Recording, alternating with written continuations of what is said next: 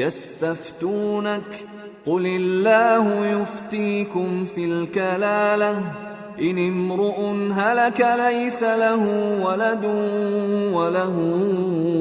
उख्तुन फलहा निस्फु मा तरक वहुव यरिथुहा इन लम यकुन लहा वलद फ़इन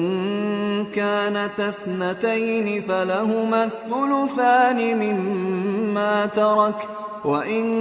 कानू इख्वतन रिजालन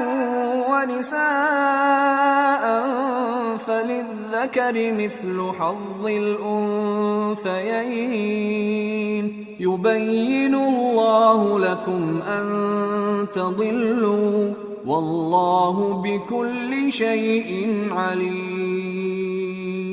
ए पैगंबर, लोग तुमसे कलाला के बारे में हुक्म दरियाफ्त करते हैं।